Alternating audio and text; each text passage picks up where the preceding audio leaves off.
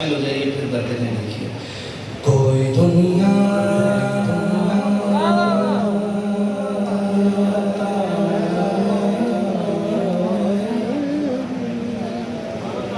नहीं बनता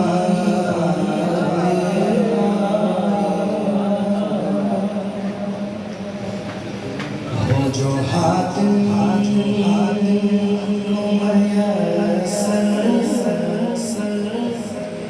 ये नज़ारा तेरा।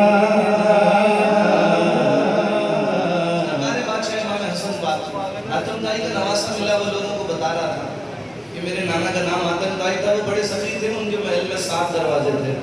एक फकीर एक दरवाजे पे आता था, उसे वहाँ खैरात जरूर मिलती थी। वही बंदा दूसरे दरवाजे पे जाता था, उसे वहाँ भी खैरात जरूर मिलती थी। एक ही बंदा 7 दरवाजों पे जाता था, उसे वहाँ खैरात मिलती थी, उसको खाली नहीं लौटाया जाता था। मिसाल हमारे पास कोई किसी चौक पर कोई फकीर आ जाए, हम उसे 150 रुपये तौफीक जो भी दे दें, अगली वापसी आते हुए वो दोबारा मिले तो हम उसे कहते हो भाई अभी तो दिए थे, फिर वहीं खड़ा हुआ, तेरी जरूरत पूरी नहीं हुई। लेकिन वो इतना सखी था कि उसको 7 दरवाजों पर खैरात मिलती थी एक ही बंदे को।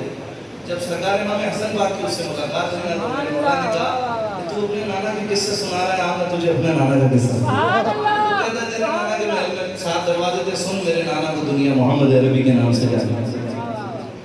सरकार इमाम हसन ने कहा,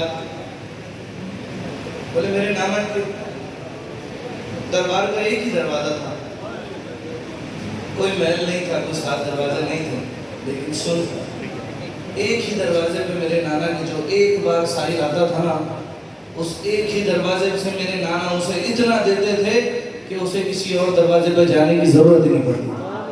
पीर साहब ने लिखा, अब ये शेर आपको समझ आएगा। वो जो हातिम को मयसर ये नज़ारा तेरा, फिर के उठे दे के बख्शिश